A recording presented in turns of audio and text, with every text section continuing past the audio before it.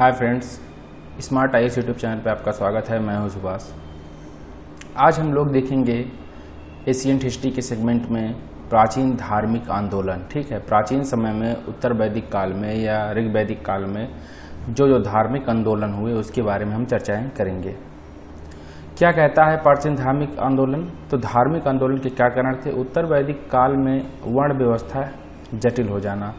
देखिए हुआ क्या था कि ऋग वैदिक पीरियड में जो सीरीज चलती थी वो उसमें जातीयता का भाव था, जातीय भावना नहीं थी, भेदभावपूर्ण स्थितियां वहाँ पर नहीं थी। लेकिन जैसे जैसे लोगों के जीवन में ठहराव आने लगा तो उसमें कुछ लोग ऐसे हुए जिनके पास अब सारी समृद्धि आ गई तो वो स्वयं को कुलीन वर्ग घोषित करने लगे। और ऋग्वेद के 10वें मंडल के पुरुष सूक्त में यहाँ साफ साफ तौर पर बताया गया है कि ब्रह्मा के शरीर को एक यदि अंग माना जाए तो उसके पैर जो हैं वो शूद्र हैं। ठीक है, और जांघ के ऊपर वाला जो रीजन है वो आपका वैश्य है। उसके बाद हाथ जो हैं ये क्षत्रिय हैं और पूरा जो शरीर का सर है वो ब्राह्मण के विचारधारा को बताया गया।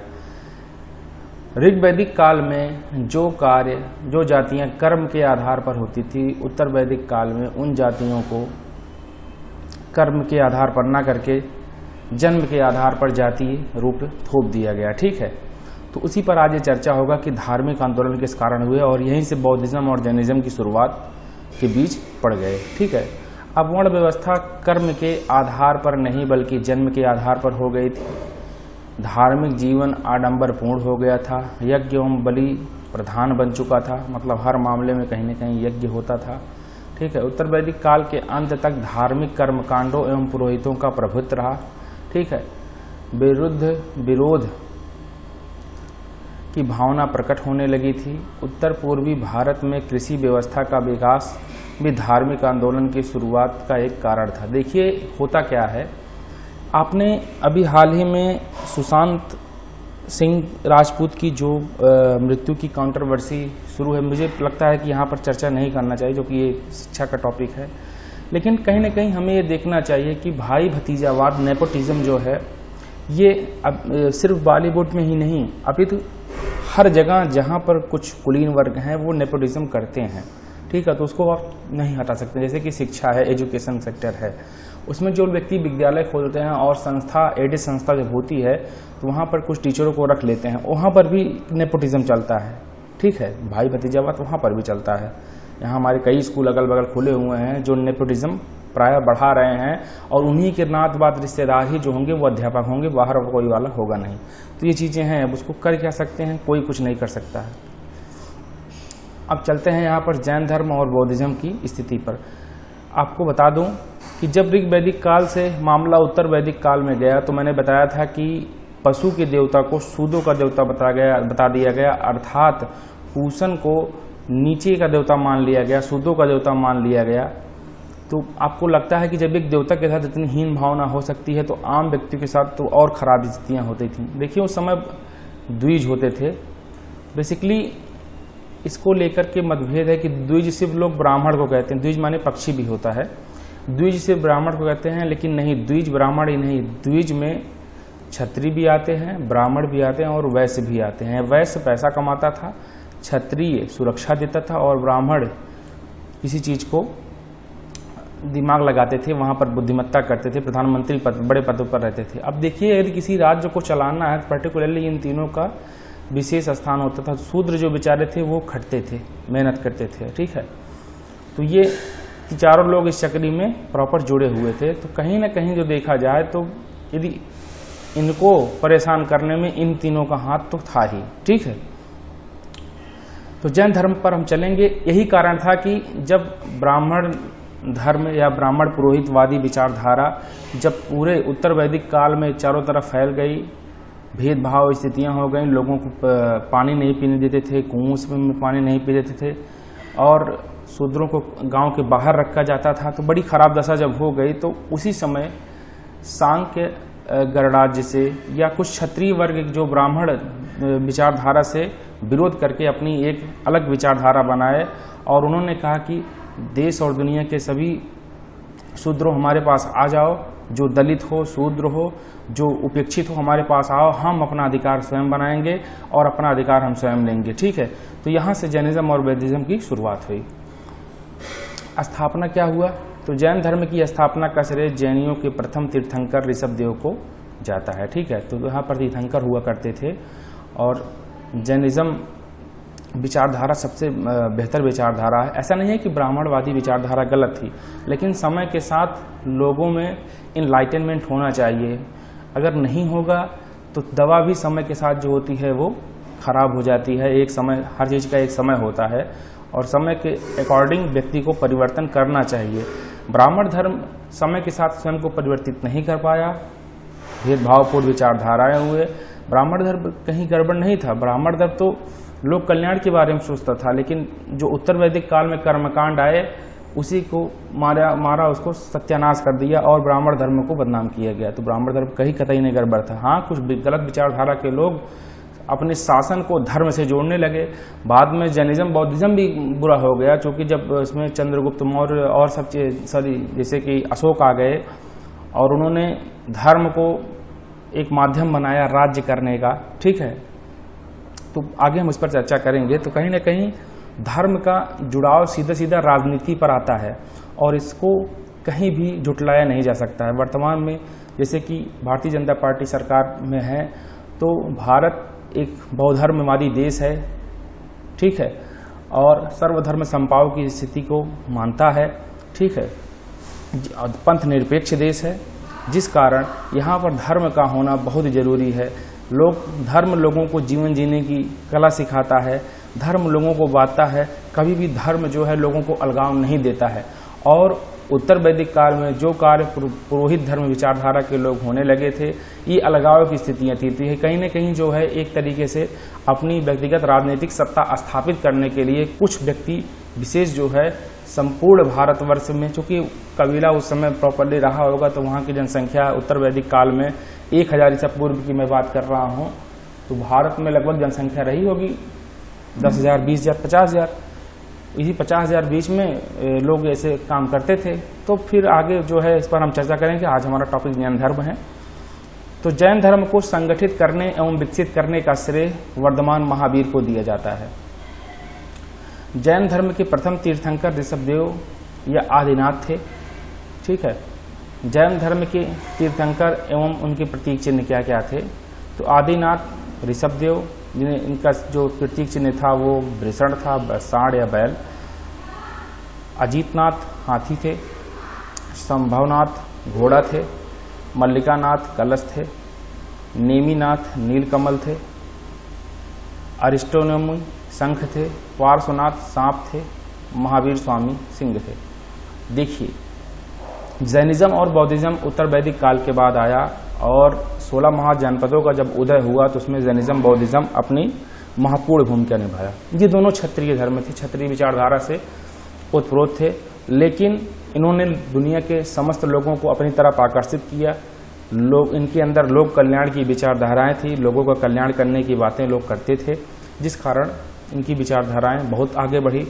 लेकिन धीरे धीरे इनमें भी भ्रांतियां आने लगी। ठीक है, जिस प्रकार से मैंने आपको बताया कि दवा जो है एक लिमिटेड समय तक के लिए प्रयोग होता है। जब धीरे धीरे समय बदला तो इसमें भी बंटवारे होने शुरू हो गए। श्वेतांबर दिगंबर में बटा, हीनयान महायान में बौद्धिज्म बटा, तो आगे सभी चीज़ों का बंटवारा हो गया। ठीक है, तो कहीं ना कहीं जब कोई चीज़ बंटता है तो इसका मतलब जान लीजिए कि कहीं ना कहीं उस चीज़ का दुरुपयोग हो रहा है, इसलिए वो बंटवारा उसमें वहाँ पर हो रहा है। ठीक है, आगे चलते हैं। आदिनाथ ऋषभदेव।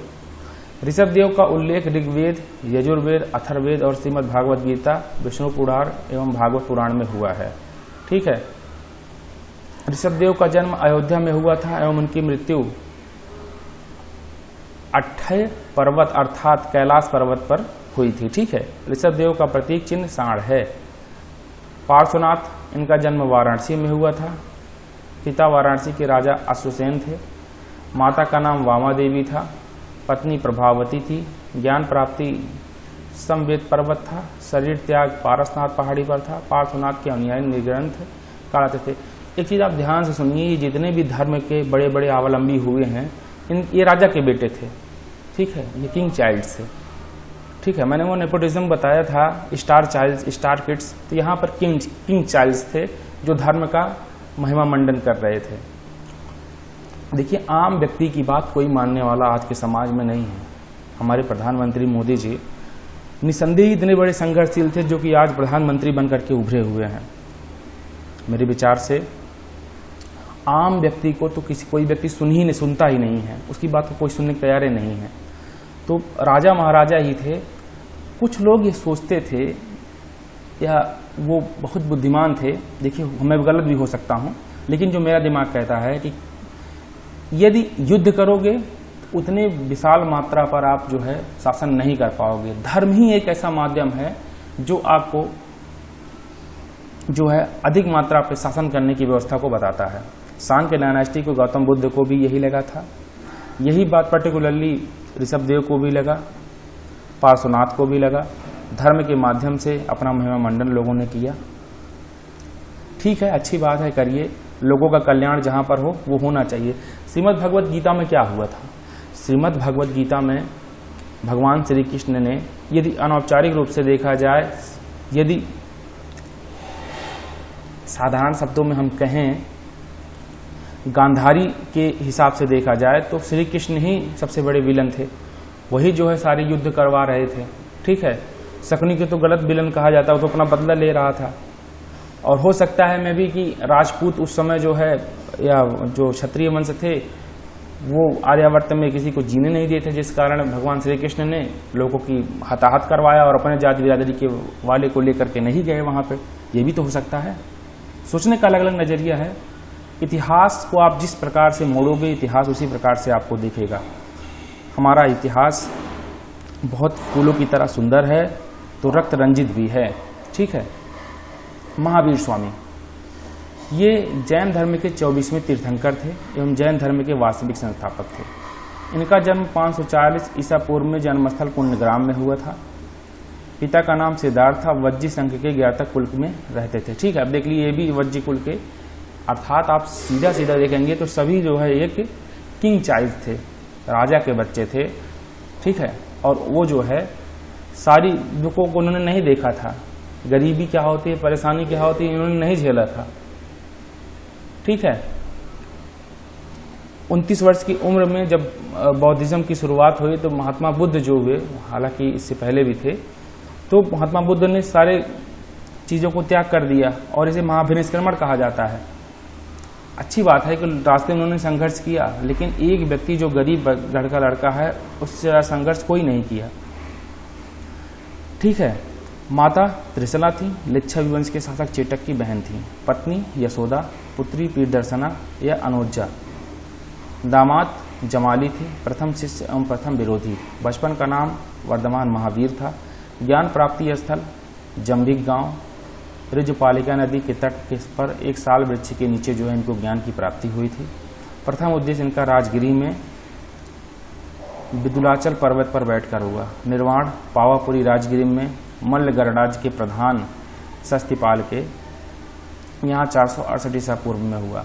712 ईस्वी में मोहम्मद बिन कासिम ने भारत पर आक्रमण किया, लूट करने की विचारधारा को लेकर, भारत को लूटने के लिए। लेकिन उसने दिया क्या विचारधारा कि हम धर्म का प्रचार करने के लिए आए हैं, खलीफा के नेतृत्व में मुसलमान धर्म को बढ़ाने आए हैं। राजा दाहिर के यहाँ गया, वहां पे लूट किया, उनकी दोनों पुत्रियों के साथ, उनकी महिलाओं के साथ अभद्रता किया और उनको लेकर के गया। सारी कंट्रोवर्सी आपको मैं आके बताऊंगा कि क्या हुआ वहां पर जाने के बाद, किस प्रकार से इसमें मोहम्मद बिन कासिम मारा गया। सारी बातें हम मिडवल हिस्ट्री पर करेंगे। तो कहीं न कहीं धर्म का जो प्रयोग, धर्म की आड़ में बहुत से लोग बहुत कुछ करते हैं। इस बात को हमें जानना पड़ेगा, इस बात को समझना पड़ेगा। धर्म हमें ज्ञान देता है, धर्म हमें वैश्विकता से जोड़ता है, विचारों से जोड़ता है, ना कि धर्म हमें अलग करता है। धर्म एक प्रकाश पुंज है, उसको समझना बहुत जरूरी है। धर्म कभी भी अंधकार की तरफ आपको नहीं ले जाएगा। धर्म गिरे हुए को उठाता है। धर्मो रक्षित रक्षिता, जो धर्म की रक्षा करता है उसकी रक्षा स्वयं ईश्वर करते हैं।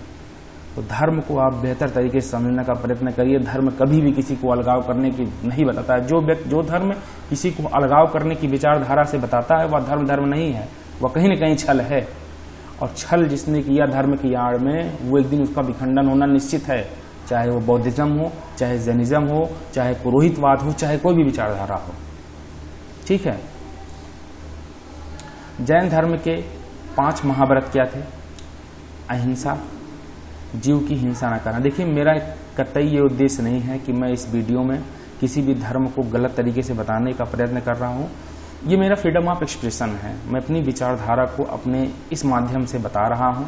आपका विचार हो तो मानिए, न विचार हो तो न मानिए, लेकिन आपको मैं देखने का तौर तरीका तो यहाँ पर बताकर ही जाऊँगा, क्योंकि देखने का तरीका, नज़रिया जैसे होगा, आदमी के मायने बदल जाते हैं, नज़रिए से बदलना जरूरी है। सत्य, सदा सत्य बोलना, अपरिग्रह, संपत्ति एकत्रित न करना, अस्तेय, चोरी न करना, ब्रह्मचर्य, स्त्री से संपर्क न बनाना, महावीर स्वामी ने जोड़ा था। ठीक है। जैन धर्म के त्रिरत्न, सम्यक ज्ञान, सम्यक दर्शन और सम्यक चरित्र। वास्तविक ज्ञान, जैन तीर्थंकरों तथा अनेक उपदेशों में दृढ़ आस्था तथा श्रद्धा रखना, सत्य में विश्वास रखना, इंद्रियों एवं कर्मों पर पूर्ण नियंत्रण रखना। ठीक है। तो सम्यक चरित्र जो था, अपना चरित्र शुद्ध रखिए, सम्यक दर्शन, देखने का नजरिया बदलिए, और सम्यक ज्ञान, सही ज्ञान को अर्जित करिए, गलत ज्ञान के पीछे मत भागिए। ठीक है। जैन धर्म की मान्यताएं, जैन धर्म की क्या मान्यताएं हैं? देखिए, कोई बात सही या गलत सिद्ध कैसे होती है कि कौन सी बात सही है या कौन बात गलत है? देखिए, जो आपको लगता है कि ये बात सही है, क्या वो सही हो सकता है? मेरे विचार से इस बात को समाज को की कसौटी पर रख देना चाहिए। लेकिन कभी कभी समाज जिस बात को मानता है, मुमकिन नहीं है कि वह बात सही हो समाज, क्योंकि समाज को वह बात सही तरीके से बताई नहीं होगी और समाज उस बारे में समझ भी नहीं पा रहा होगा। समझाए कौन समाज को, क्योंकि समाज इतना बड़ा है, उसको समझाना आसान नहीं है। देखिए, आज के वर्तमान में मीडिया, टीवी, चाहे कोई भी हो, चीज़ों को किस प्रकार से दिखाता है, ये बड़े मायने रखते हैं, क्योंकि इसी से हमारी मनोवैज्ञानिक दशाएं बदलती हैं। यदि हमारी विचारधाराएं दिन भर हम साइंस एंड टेक के बारे में सोचें, विज्ञान और इकोनॉमी के बारे में सोचें, तो निसंदेह हमारी इकोनॉमी हमेशा बढ़ेगी आगे। चीनी क्या है? चीन क्या सोचता है? चीन दिन भर यही सोचता है कि हम किस प्रकार से अपनी इकोनॉमी को बढ़ाएं, अपने दुश्मनों को काउंटर करें। वो उसमें सफल है, कर रहा है। हम लोग क्या सोचते हैं? हम लोग ये सोचते हैं, जैसे कि IAS IPS अधिकारी वर्तमान समय में जो हैं, उस दिन में घूसखोरी के बारे में सोचते हैं। मुझे कहना कतई गलत नहीं है, क्योंकि घूसखोर हैं ये। IAS IPS अधिकारी वर्तमान में कम से कम 80% से अधिक घूसखोर हैं, इसमें कोई दो राय नहीं है। वो घूसखोरी करते हैं, हर विभाग में घूसखोर बैठे हुए हैं। आपका काम नहीं करेंगे, वो आपको परेशान करेंगे, दौड़ाएंगे। खैर, ये अलग टॉपिक है, मैं कभी और बात करूंगा। मैं एक बात करना चाहता हूं कि कोई बात आप सत्य क्यों सत्य कैसे होती है, गलत कैसी होती है। तो शकुनी ने एक शब्द कहा था दुर्योधन से कि भांजे, यदि हम इस महाभारत के युद्ध को जीत जाएंगे, ध्यान से समझिएगा, यदि हम इस महाभारत के युद्ध को जीत जाएंगे तो हमारे शब्द ही धर्म कहलाएंगे। अर्थात किसी व्यक्ति की जीत या हार धर्म या अधर्म की विचारधाराओं को बताता है। कोई व्यक्ति कितना ही गलत ना हो, क्यों ना हो, उसका जीत धर्म बाद में बन जाता है, क्योंकि उतना प्रोपोगंडा मचा देता है ना कि वो बात सही हो जाती है। इसलिए बहुत सोच समझ के, बहुत मनोवैज्ञानिक दशा से चीज़ों को समझना बहुत जरूरी है। जैन धर्म की मान्यताएं, जैन धर्म में अहिंसा पर विशेष बल दिया जा गया है। जैन धर्म में कृषि एवं युद्ध में भाग लेने पर प्रतिबंध लगाया गया है। ठीक है, धर्म और कृषि में तथा युद्ध में भाग मत लीजिए। जैन धर्म में पुनर्जन्म और कर्मवाद में विश्वास करता है। ठीक है, पुनर्जन्म भी होता है और कर्म की विचारधाराओं को भी बतलाता है। जैन धर्म के अनुसार कर्म फल ही जन्म तथा मृत्यु का कारण है। जैन धर्म में वर्ण व्यवस्था की निंदा नहीं की गई है। ठीक है, यहाँ ध्यान से देखिए कि वर्ण व्यवस्था जो है इन्होंने उचित माना हुआ है। भले ही उन्होंने शूद्रों को अपना लिया, लेकिन वर्ण व्यवस्था को उन्होंने सही माना, उसकी निंदा नहीं की है। जैन धर्म संसार की वास्तविकता को स्वीकार करता है, जो है सो है। सृष्टिकर्ता के रूप में ईश्वर को स्वीकार नहीं करता है, अर्थात ये ईश्वर को नहीं मानता है। जैन धर्म में देवता के अस्तित्व को स्वीकार किया गया है, देवता को माना गया है, देवताओं के अस्तित्व को माना गया है, परंतु उनका स्थान जिनसे नीचे रखा गया है, उनका स्थान जिनसे नीचे रखा गया है, मतलब उनका स्थान जो है जैनिज्म से नीचे रखा गया है। क्या विचारधाराएं हैं इसमें तो बहुत ज़्यादा नहीं लिखा गया है, हम इसको खोज करके आपको यहाँ पर बताएंगे। जैन धर्म का दर्शन। जैन धर्म का दर्शन अनेकांतवाद और स्यादवाद एवं अनीश्वरवादिता पर बतलाता है। जैन धर्म में सृष्टि की नित्यता को दर्शन के रूप में शामिल किया गया है। ठीक है, जैन धर्म ईश्वर एवं वेदों की सत्ता को अस्वीकार करता है, अर्थात वेद को गलत बताते हैं और ईश्वर की सत्ता को गलत बताते हैं। जैन धर्म मोक्ष एवं आत्मा को स्वीकार करता है। ठीक है, मोक्ष और आत्मा को। स्यादवाद को अनेकांतवाद या सप्तभंगी सिद्धांत भी कहते हैं। अब ये स्यादवाद क्या है, अनेकांतवाद क्या है, इसको हम आगे देखेंगे। अनेकांतवाद क्या है? जिस प्रकार जीव भिन्न भिन्न होते हैं, ध्यान से समझिएगा, जिस प्रकार जीव जो होते हैं भिन्न भिन्न प्राणी होते हैं, उसी प्रकार उनमें आत्माएं भी भिन्न भिन्न होती हैं। इसके अनुसार आत्मा को परिवर्तनशील मानता है, अर्थात जीव के आधार पर ही आत्माओं में परिवर्तनशील होता है। जैसे कि गाय भैंस बकरियों का अलग आत्मा है और मानवों का अलग आत्मा है, ये विचारधारा अनेकांतवाद मानता है। स्यादवाद क्या कहता है? स्यादवाद यह कहता है तत्व को ज्ञान से पृथक दृष्टिकोण से देखा जाता है। कोई भी जो तत्व होता है वो ज्ञान से पृथक होता है, क्योंकि प्रत्येक काल में जीव का ज्ञान एक नहीं हो सकता है। देखिए, आपको मैंने बताया ऊपर कि ये लोग पुनर्जन्म की विचारधारा को मानते थे। ठीक है, सपोज दैट ये व्यक्ति है और ये एक्सपायर कर गया और दूसरी योनि में इसने जन्म लिया, तो इस योनि में जो इसकी चेतना थी, जो इसकी बुद्धि थी, यहाँ पर खत्म हो गई। क्योंकि चेतना का विकास जो होता है सीधा ये शरीर से होता है, बिना शरीर के चेतना का निर्माण नहीं हो सकता। आत्मा तो फिर तो ईश्वर का ही अंग है, ईश्वर से उत्पन्न होती है और ईश्वर में ही विलीन हो जाती है। ईश्वर को यह पूरा ब्रह्मांड माना गया है और इस ब्रह्मांड में जहाँ ईश्वर रहते हैं उसको प्रकृति मानी गई है। बिना प्रकृति के ईश्वर की कामना नहीं की जा सकती। हमारी पृथ्वी एक प्रकृति है, जबकि ईश्वर आत्मा है जो इस पृथ्वी के अंदर रह रहा है। अर्थात ईश्वर जो हवा है, वायु है, पानी है, ये ईश्वर का रूप है, जबकि पृथ्वी जहां पर ये चीजें रह रही हैं वो प्रकृति है।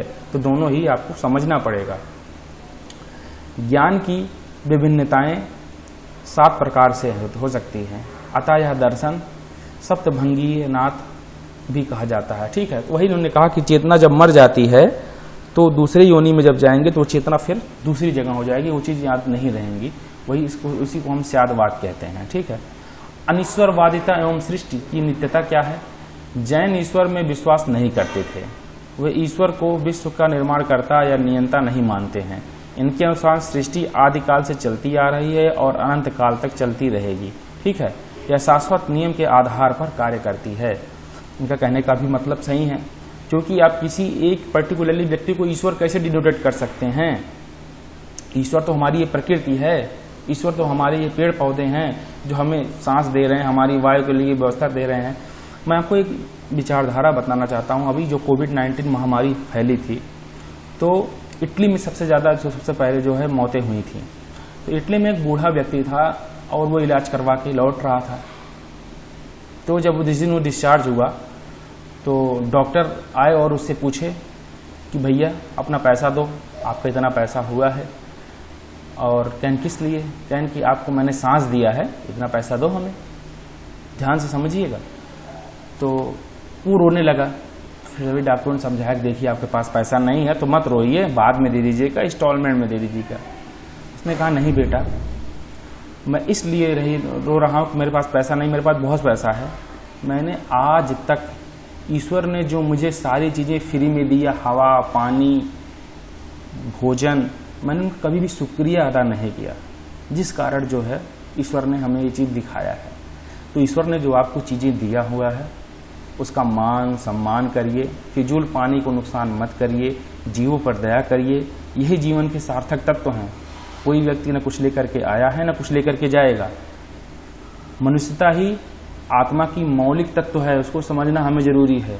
ठीक है, आगे बढ़ते हैं। जैन धर्म की मौलिक शिक्षाएं क्या हैं? जैन धर्म में संसार को दुख का मूलक माना गया है। मतलब संसार है तो दुख होगा, इसलिए संसार का त्याग करो। व्यक्ति को सांसारिक जीवन एवं तृष्णाएं घेरे रहती हैं, यह दुख का मूल कारण है। संसार त्याग तथा सन्यासी मार्ग ही व्यक्ति को सच्चे मार्ग पर ले जा सकते हैं, अर्थात सन्यासी बन जाइए, सारी चीजों को त्याग कर दीजिए।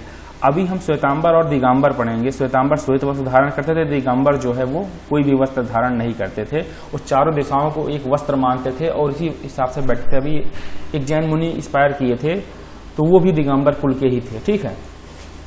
संसार के सभी प्राणी अपने अपने संचित कर्मों के अनुसार ही कर्मफल भोगते हैं, ठीक है। गीता में भी कहा गया कर्मणाएवाधिकारस्ते, कर्म करो, फल की इच्छा मत करो। कर्म के अनुसार ही मनुष्य की जो होती है वो नियति बनती है। विचारधाराएं तो अलग अलग हैं, लेकिन जो व्यक्ति जैसा कर्म करता है वैसे उस हिसाब के उसके नियति बनेगी और इस हिसाब से वह आगे जो है अपनी विचारधाराओं की सोच, देखिए सोचना भी एक कर्म है।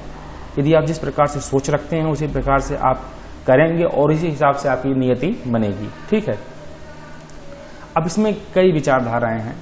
लोग कहते हैं कि नियति अपना निर्माण स्वयं करती है, मनुष्य अपने कर्मों द्वारा उस नियति में निमित्त बनता है। मतलब नियति जो है उसको कर्म से अलग किया गया है। कहीं कहीं श्रीमद् भगवद गीता में देखने को मिलता है कर्म प्रधान, लेकिन कहीं न कहीं श्रीमद् भगवद गीता में ये चीज जरूर देखने को मिलता है कि नियति का भी अपना एक अस्तित्व है। यदि आप राजा के घर पैदा हुए हैं तो आपकी अलग नियति है, वो अलग अलग पुनर्जन्म से जोड़ा गया है। कहीं न कहीं वो जैनिज्म की विचारधाराओं को मान लेता है, ठीक है। आगे हम इस पर चर्चा करेंगे, इंटरकनेक्ट करके सभी धर्मों के बारे में पढ़ेंगे तो इतिहास बहुत बढ़िया समझ में आएगा, बहुत अच्छा सब्जेक्ट है। पुद्गल क्या होता है? जैन धर्म के अनुसार प्रत्येक जीव में विद्यमान आत्मा स्वाभाविक रूप से सर्वशक्तिमान और सर्वज्ञाता होती है, किंतु पुद्गल के कारण यह बंधन में पड़ जाती है। पुद्गल एक कर्म पदार्थ है। जब आत्मा में पुद्गल घुल जाता है तो आत्मा में एक प्रकार का रंग उत्पन्न करता है। यह रंग लेस्य कहा जाता है। लेस्य 6 रंगों में होता है, काला, नीला, धूसर, पीला, लाल, सफेद।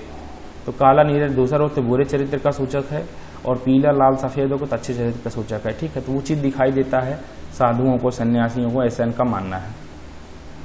पुद्गल से मुक्ति किस प्रकार से हो सकती है? तो पुद्गल से मुक्ति पाने के लिए त्रिरत्न सम्यक ज्ञान, सम्यक दर्शन और सम्यक आचरण होना बहुत ही आवश्यक है, ठीक है। जब कर्म पुद्गल का अवशेष समाप्त हो जाता है तो मोक्ष की प्राप्ति हो जाती है, ठीक है। जब पुद्गल जो है सीधा खत्म हो जाएगा, आपको मोक्ष मिल जाएगा, ठीक है। तो बस मित्रों, आज के लिए इतना ही। कल हम लोग जैन संघ के बारे में देखेंगे। आज मैंने कुछ कोर पॉइंटों को ज़्यादा चर्चा कर दिया, जिसलिए अधिक मात्रा में चीज़ों को आपको समझा नहीं पाया। देखिए, जब तक आप कॉन्सेप्ट नहीं समझेंगे तब तक वो क्लियर नहीं होगा, ठीक है।